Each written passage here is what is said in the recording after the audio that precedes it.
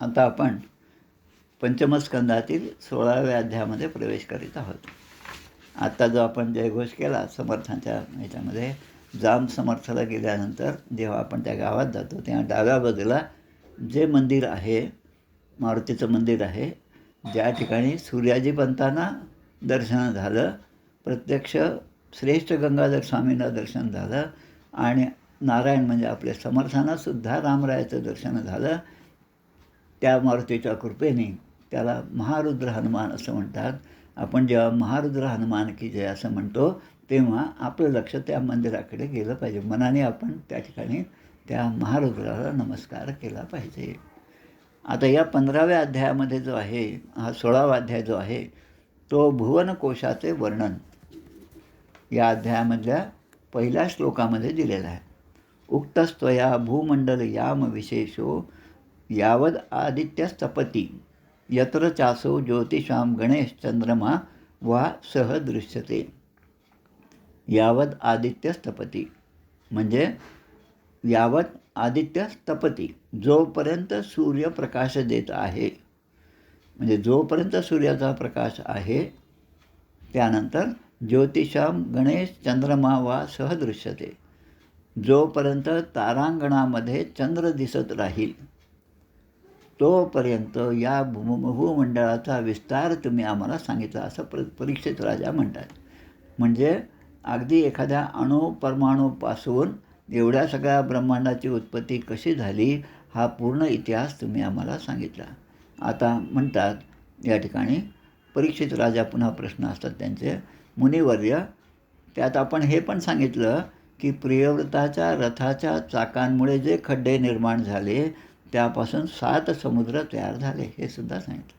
हाही भाग आपला पूर्वी होऊन गेला आहे. आणि त्या 7 समुद्रामध्ये जे मधला भाग होता, जे 7 खंड होते, भूमंडळ जे आहे, या पृथ्वीचा विभाग 7 द्वीपांमध्ये झाला, भूमंडळ तयार झाले, त्यांची नावंसुद्धा तुम्ही सांगितलीत. आता ही नावं कोणती, थोडंसं मागे जावं लागेल आपल्याला. सप्तद्वीप म्हणजे काय, 5व्या स्कंदामध्ये पहिल्या अध्यायामध्ये 2ऱ्या श्लोकामध्ये याचं वर्णन येतं. जंबू, प्लक्ष, शाल्मली, कुश, क्रौंच, शाक आणि पुष्कर. त्यामधलं जंबूद्वीप आपण संकल्पामध्ये म्हणतो जंबूद्वीपे. हे जंबूद्वीपाचं थोडंसं वर्णन या अध्यायामध्ये आलेलं आहे. म्हणून याला जे स्थानम हे जे लक्षण आहे, स्थान म्हणजे या ठिकाणी पूर्ण भूमीचं लक्षण सांगितलेलं आहे. कोणते कोणते देश आहेत, कोणत्या नद्या आहेत, असं सगळं वर्णन ज्या स्कंदामध्ये आहे, तो स्कंद म्हणजे हा स्थानम, हे त्याचं लक्षण आहे. आणि मग सांगतात 7 समुद्र जे आहेत ते समुद्र कोणते ते पण सांगतात. मागे हे झालेलं आहे. आणि समर्थांनी सुद्धा आपल्या ग्रंथराज दासबोधामध्ये या 7ही समुद्राची नावं दिलेली आहेत. नाना ग्रंथांच्या संमती, उपनिषदे, वेदश्रुती आणि मुख्य आत्मप्रतीती शास्त्रे सहित शिवगीता, रामगीता, गुरुगीता अशा सगळ्या गीतांचा आणि भागवत आहे, उपनिषद आहे, या सगळ्यांचा संदर्भ घेऊन हा ग्रंथराज दासबोध तयार झालेला आहे. त्यामध्ये एक श्लोक येतो, क्षार क्षीर समुद्र क्षार सिंधू सुरा सिंधू आद्य सिंधू दधी सिंधू युक्षरस सिंधू शुद्ध सिंधू. दशक 16 समास 4मध्ये ही ओवी येते.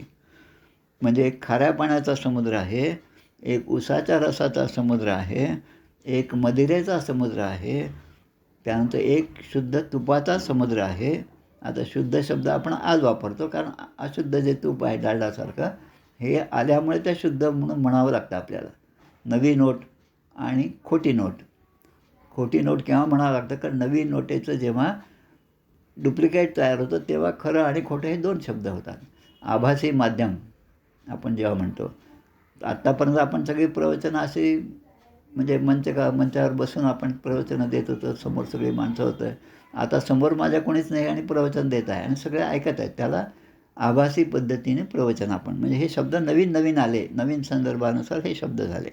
तसं आता इथे खाऱ्या पाण्याचा समुद्र, उसाचा समुद्र, मदिरेचा समुद्र, तुपाचा समुद्र, दुधाचा समुद्र, जो दिला उपमानी, दिला क्षीरसिंधू तया उपमानी.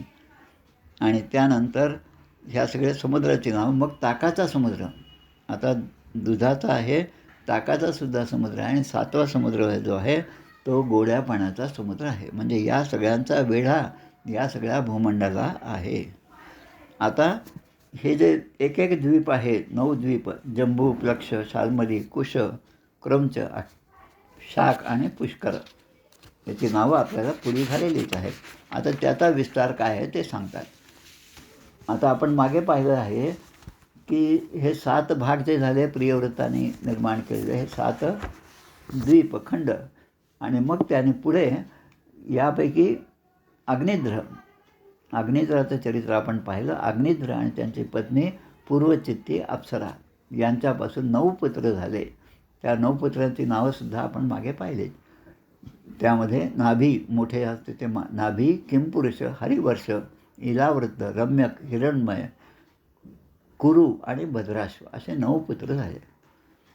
आता हे 7 समुद्र आहेत, 7 खंड आहेत, आणि यांचा आता विस्तार जो आहे त्यामधला जो पहिला आहे प्लक्ष, या प्लक्षाचा विस्तार किती या ठिकाणी श्लोक दिलेला आहे हा, की याचा विस्तार कसा आहे तो 1,00,000 योजने. किती लांबीचा आहे तो? 1,00,000 योजने प्लक्ष जंबूद्वीप, आणि कमलपत्राप्रमाणे गोलाकार त्याची रचना आहे. आता 1,00,000 योजने म्हणजे आत्ताच्या भाषेमध्ये 1 योजना म्हणजे 12 किलोमीटर. 1,00,000 योजने. आता तो हिशोब करा आता किती मोठा आहे. ॲबॅकस, सुपर कॉम्प्युटर तोंडी सगळे हिशोब करतात. पूर्वी सगळे आपल्याला पावकी दीडकी सगळे पाठ होते. आताच्या मुलांना काही म्हटलं की लगेच ते कॅल्क्युलेटर पाहिजे, त्याशिवाय आम्हाला करता येत नाही म्हणतात. आताही पुढे ते ॲबॅकसचे जे मुलं असतात ते तोंडी हातानेच हातवारे करून हे सगळे गुणाकार वगैरे करतात. आता ही बुद्धीची प्रगल्भता आजच्या काळामध्ये असणारी. आता या एकेका खंडाचा विस्तार जो आहे तो सुद्धा या ठिकाणी सांगितला. यस्मिन नववर्षाणी, वर्ष म्हणजे या ठिकाणी खंड, भूखंड, त्याला वर्ष म्हणतात. भारतवर्ष जसं आपण म्हणतो तसं नवयोजन सहस्रायाम मान्य अष्टभीर मर्यादा गिरिभीही, म्हणजे यात 9,000 योजने विस्तार असणारी 9 वर्ष आहेत. 9,000 योजने, एक योजना म्हणजे 12 किलोमीटर सांगितलं. म्हणजे या पूर्ण जी पृथ्वी, किंवा पृथ्वी तर काय खूप लहान शब्द झाला, सगळं भूमंडळ जे निर्माण झालं त्याचा विस्तार किती हे आपल्याला या ठिकाणी लक्षात येतं. आणि मग ज्यांना असं वाटतं की माझे मुंबईमध्ये फ्लॅट आहे, पुण्यामध्ये फ्लॅट आहे, अकोल्यातसुद्धा आहे, आणि मी खूप श्रीमंत आहे, तुम्हाला काय वाटलं, हे सगळं जी भाषा आहे ना, हे किती फोल आहे हे आपल्याला लक्षात येतं. भगवंताकडे एवढं सगळं असूनही तो भगवंत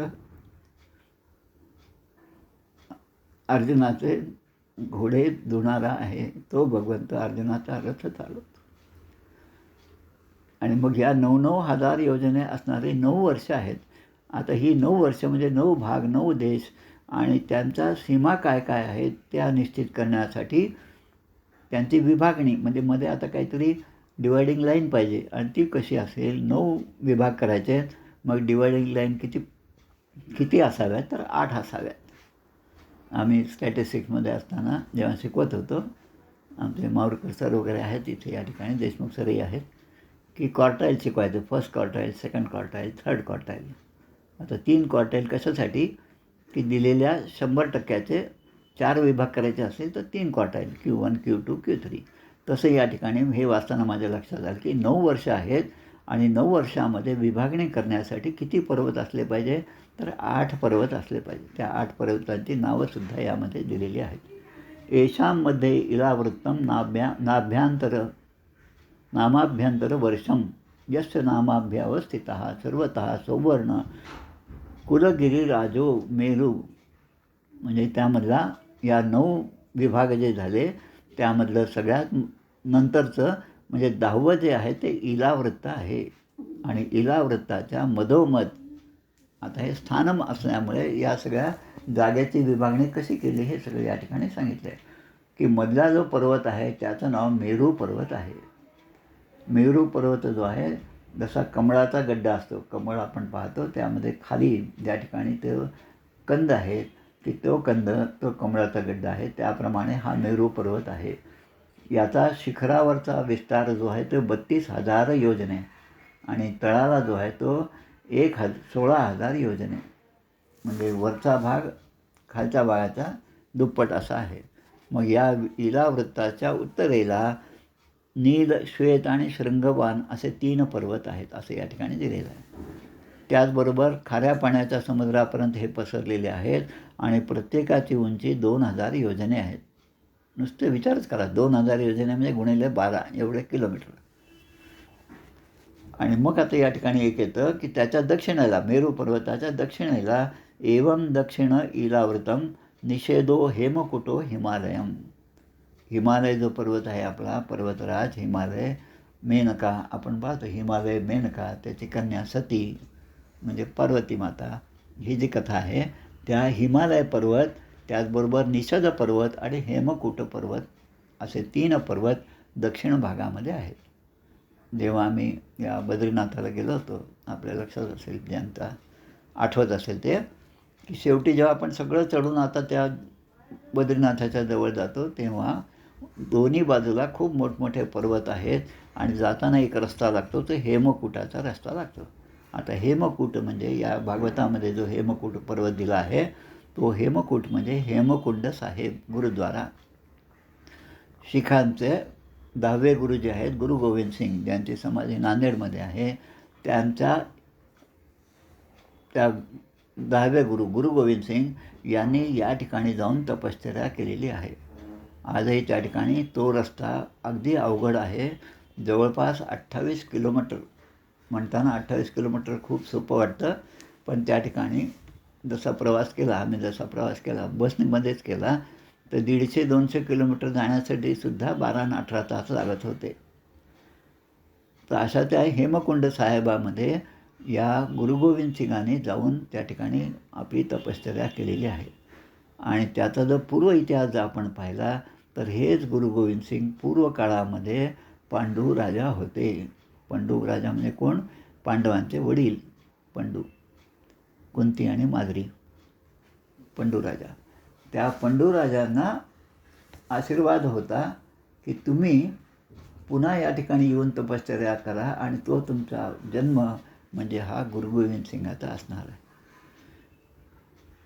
आता इलाव्रत जो आहे त्याच्या पूर्वेकडे म्हणजे मध्य ठिकाणी हे इलाव्रत आहे आणि त्याच्या पूर्वेला, पश्चिमेला, दक्षिणेला, उत्तरेला प्रत्येक ठिकाणी 2-2, 3-3 पर्वत आहेत, त्यांची नावंसुद्धा दिली आहेत. तर पूर्वेकडे आणि पश्चिमेला, उत्तरेला नील पर्वत आहे, दक्षिणेला निषद पर्वत आहे. त्यानंतर मंदार, मेरू मंदार आणि सुपर्श्व आणि कुमद हे 4 पर्वत आहेत. त्यांचीसुद्धा उंची दिलेली आहे 10,000 योजने उंची असलेले.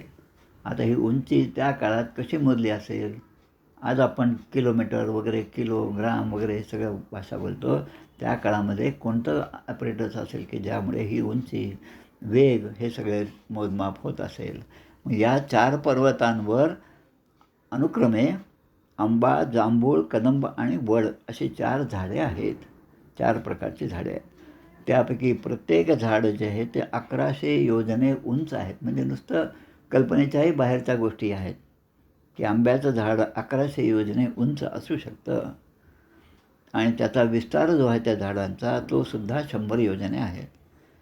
आणि मग त्या पर्वतावर भरतश्रेष्ठा म्हणजे या ठिकाणी सांगतात, भरतश्रेष्ठ म्हणजे परीक्षित राजाला सांगतात की त्या ठिकाणी अनुक्रमे दूध, मध, उसाचा रस आणि गोड पाण्याने भरलेले 4 डोह आहेत आणि हे सेवन करून यक्ष, किन्नर हे जे आहेत ते त्या ठिकाणी सिद्धी प्राप्त करत आहेत. त्यांनी तपश्चर्या त्या ठिकाणी केलेली आहे. त्याचबरोबर नंदन, चैत्ररथ, वैभ्राजक आणि सर्वतोभद्र अशा 4 दिव्य उपवनेसुद्धा त्या ठिकाणी आहेत. पुढे एका श्लोकामध्ये दिलेले आहे, मंदरोत्संग 11 शत योजने उत्तंग देवच्युत शिरसो गिरीशिखर स्थूलानी. या गिरीशिखरावर, मेरू पर्वताच्या शिखरावर अत्यंत सुगंधित असा एक तो आम्रवृक्ष आहे, ज्याची फळं जी आहेत ती इतकी सुगंधी आणि स्वादिष्ट आहेत, जसं आपण टी व्हीवर जरी हापूसच्या आंब्याची जाहिरात जरी पाहिली तरी पण आपल्याला ते एकदम आवडतं, तो रंगच आवडतो आपल्याला. तसा हापूसच्या आंब्यासारखा रंग असणारी स्वादिष्ट फळे आंब्याची आणि त्या ठिकाणचं वर्णन या ठिकाणी दिलं आहे. येशाम विशीर्यमाणानाम अतिमधुर सुरभी सुगंधी बहुला ऋण रसोदेना अरुणोदा नाम नदी. म्हणजे त्या आंब्याच्या रसापासून निर्माण झालेली जी नदी आहे तिचंसुद्धा नाव या ठिकाणी दिलं आहे. तिचं नाव आहे अरुणोदा नावाची नदी. आणि ती नदी वाहत येऊन इलावर्त वर्षाच्या पूर्व भाग जो आहे तिला सुजलाम सुफलाम करते. पार्वतीच्या दासी ज्या आहेत, दक्षपत्न्या ज्या आहेत, त्या पाण्यामध्ये स्नान करतात. म्हणजे त्या आंब्याच्या रसाने निर्माण झालेली अरुणोदा नदी त्यामध्ये त्या स्नान करतात आणि त्यामुळे त्यांच्या अंगावरून वाहणारा वारासुद्धा त्यांच्या चारी बाजूला 10-10 योजनेपर्यंत म्हणजे 120 किलोमीटर अंतरापर्यंत सगळा प्रदेश सुगंधित करतो. आता हे जर एक झालं. आता पुढे येतं जंबू म्हणजे जांभळ, जंबासव आहे असं तसं जांभळं जे डायबिटीजसाठी महत्त्वाचं आहे. तसं एवं जंबू फलानाम अत्युच्च निपात विशीर्णानाम या जांभळं वृक्षापासून ते जांभळं त्याची म्हणजे आपण जे जांभळं पाहतो सगळ्यात मोठं जांभळं जरी असलं तरी पण आपल्याला खूप छान पाहिल्यावरच आनंद होतो. आणि हे जांभळं पाहिल्यावर खऱ्या अर्थाने आपल्याला देवपूजेमध्ये असणारे रुद्राक्ष नाही शालिग्रामाची आठवण पाहिल्याबरोबर जांभूळ आणि शालिग्राम सारखंच दिसतं. एका संतांच्या कथेमध्ये सांगितलेलं आहे. त्यांचे शिष्य होते आणि गुरु जे आहेत ते रोज त्या शालिग्रामाची पूजा करायचे. आणि त्या शालिग्रामांपैकी एक शालिग्राम त्या शिष्याने जेव्हा त्याचं काय स्वच्छ केले असतील, अभिषेक केला असतील, ते ठेवताना थोडंसं दबल्यासारखं वाटलं. आणि मग आता काय करावं म्हणून त्याने काय केलं, एक कमी पडलं म्हणून त्या ठिकाणी एक मोठं जांभूळ जे आहे ते त्या ठिकाणी आणून ठेवलं. आणि सद्गुरू जे आहेत ते त्या ठिकाणी पूजा करायला बसले. आणि त्यावर पाणी अभिषेक मंत्राने सुरू असताना एक जांभूळ एक शालिग्राम जो आहे त्याला हात लावून ते पुसायला गेले तो ते दबायला लागल्याबरोबर त्यांच्या लक्षात आलं, अरे इथं काहीतरी गडबड आहे. या शालिग्रामाच्या ठिकाणी कोणीतरी आपल्या शिष्यांपैकी एक जांभूळ त्या ठिकाणी आणून ठेवलेला आहे. आता ही कथा खूप वर्षापूर्वी ऐकली होती, पण त्याचा प्रत्यय आता या ठिकाणी आला की हे जे जांभळं जे आहेत ती कोणत्या आकाराची असतात. फक्त विचार करा, ती आकार काय, जंबू नाम कसं आहे ते हत्तीच्या आकाराची जांभळाचे फळं हत्तीच्या आकाराचे. आणि इतकी ती फळं खाली पडलेली असतात. खूप उंचीवरून पडल्यामुळे त्या फळाचा रस सगळ्या जमिनीवर पसरलेला आहे. आणि त्यापासून जी नदी झाली तिचं नाव जंबू नदी.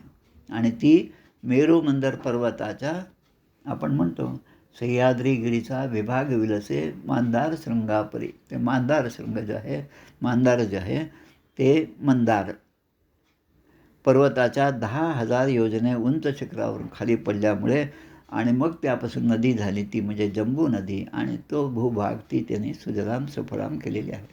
आणि या जंबू नदीच्या काठीच देवलोकाला विभूषित करणारा जंबूनद नावाचं सोनंसुद्धा निर्माण होत होतं त्या काळात.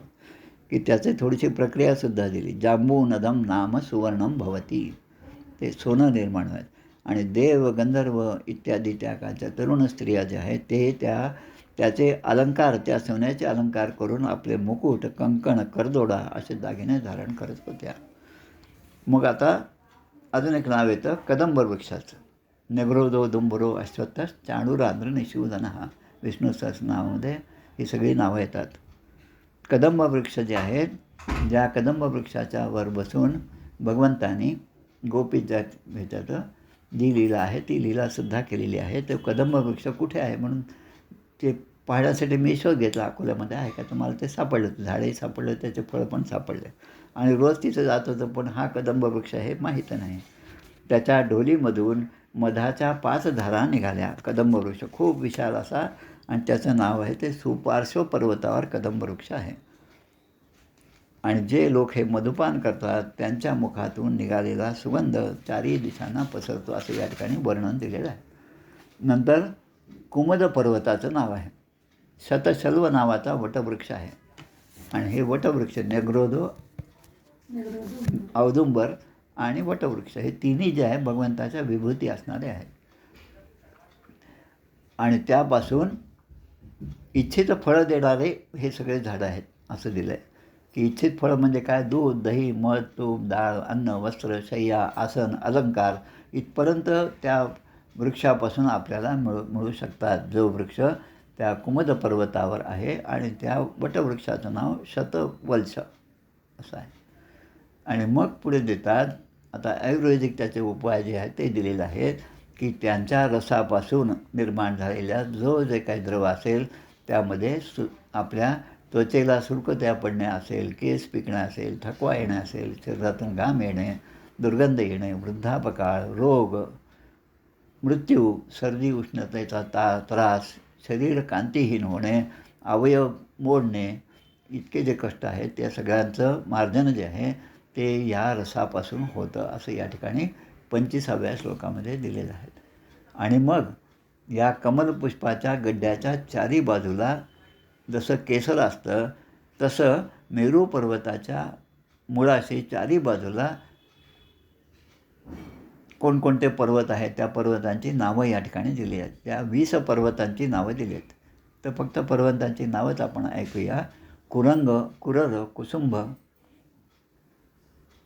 वैकंक, त्रिकुट, त्रिशिर, पतंग, रुचक, निषद, श्रीनिवास, कपिल, शंख, वैदुर्य, जारुधी, हंस, वृषभ, नाग, कालंजर, नारद आणि असे 20 पर्वत आहेत. आता यामधले त्रिकुट पर्वत, त्रिकुटाचं पुढे उल्लेख येणारच आपल्याला 8व्या स्कंदामध्ये. गजेंद्र मोक्षाचं जे कथानक आहे ते त्रिकुट पर्वतावरचं आहे. त्यानंतर कालंजराचं नाव आपण आत्ताच पाहिलं. ज्या कलंजर पर्वतावर जडभरत म्हणजे भरताने त्या हरणाच्या योनीमध्ये जन्म घेतलेला कालंजर पर्वत. आता मेरू पर्वताच्या पूर्वेकडे 2 पर्वत जठर आणि देवकुट, पश्चिमेकडे 2 पर्वत पवन आणि पारियात्र, दक्षिणेकडे 2 पर्वत कैलास आणि करवीर आणि उत्तरेकडे त्रिशंग आणि मकर असे पर्वत आहेत. म्हणजे 8ही बाजूनी हा वेढलेला आहे. त्याला सुवर्णगिरी मेरू अग्नीप्रमाणे झमकत असतो. म्हणजे हा मेरू पर्वत मध्यभागी आहे आणि त्याच्या भोवती हे सगळे चारी दिशांना असणारे 8 पर्वत आहेत.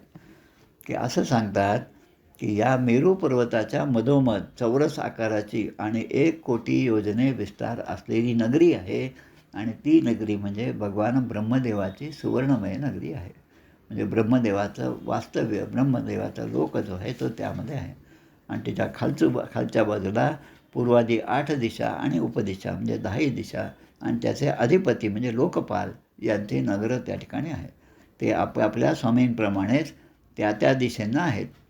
म्हणजे त्यांची जशी दिशा नक्की असते त्याप्रमाणे त्या दिशेला आहेत. आपल्या घरामध्ये जेव्हा पूजा मांडतात त्या पूजेमध्ये मध्यभागी ते सुपारी ठेवतात आणि मग बाजूला एक दिशेला एक सुपारी ठेवतात आणि ते सुपारी म्हणजे ते लोकपाल आहेत आणि त्या देवता त्या दिशांचे प्रमुख असणारे ते आहेत.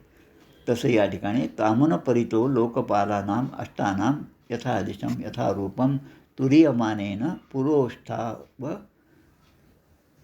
उपक्लुप्ता, म्हणजे ब्रह्मदेवाच्या नगरीच्या 1/4 असं त्यांचा विस्तार आहे. आणि म्हणून या भूमीचा विस्तार या स्कंदामध्ये असल्यामुळे याला खास नाव जे आहे ते स्थानम, हा 5वा स्कंद जो आहे तो आहे. म्हणून या ठिकाणी इति श्रीमद्भागवते महापुराणे पारमहंस्यां संहितायां पंचमस्कंदे भुवनकोशवर्णनम नाम षोडशोऽध्याय. 16वा अध्याय या ठिकाणी समाप्त होतो. आता पुढचा जो आहे तो भगवतपदी किंवा विष्णुपदी म्हणजे गंगेविषयीचं विवरण आणि भगवान शंकरकृत संकर्षण देवाची स्तुती हा 17वा अध्याय जो आहे तो आपण उद्या पाहणार आहोत. जय जय रघुवीर समर्थ भगवान श्रीकृष्ण भगवान जय. आरती करूया आपण. जय हो जय श्री भागवता, आरती करी तुझ भगवंता. श्री शुकमुनीने परम भक्तीने नाना परीने गायले जा हरिचरिता. आरती करी तुझ भगवंता. वेद तरुचे मधुर फळ, स्वादुरसे जे सोज्वळ. आत्मा राम मुनी अचल, सेवुनी करीती जन सफळ. महापर्वणी आली अवनी, की अगहरिणी भवजलतरणी ती पतिता. आरती करी तुझ भगवंता. येथे व्यासाची वाणी सार्थक हरी गुण गावोनी. शास्त्र पुराणी मुकुटमणी मम प्रेमामृत जननी. सहज सेविता उदार विक भक्ता उदार दाता. मोक्ष तत्वता देहाता. आरती करी तुझा भगवंता.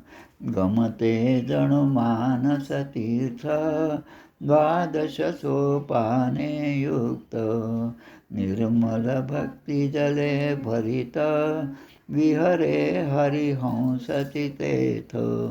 श्लोक सुकमले संत अलिकुले सेवुनी रमले. भान विसरले रस पिता. आरती करी तुझा भगवंता. अपार महिमा ग्रंथाचा वदवेना कोणासाचा. मेवा कविवर संतांचा प्राणची कीर्तनकाराचा. जडुबोधाचा स्वयंप्रभेचा 12 कळीचा रवी अंतरीचा तमहर्ता. आरती करी तुझ भगवंता. ग्रंथ नवे हा श्रीकृष्ण गीते वेधी मन पूर्ण. अनन्य होता या शरण खचित टळे जन्म मरण. प्रीतापदाती चिरये शांती. नाथ ही वदती रामपदी ठेवी माथा. आरती करी तुझ भगवंता. जय हो जय श्री भागवता. आरती करी तुझ भगवंता. गोपाल कृष्ण भगवान की जय. जय जय रघुवीर समर्थ.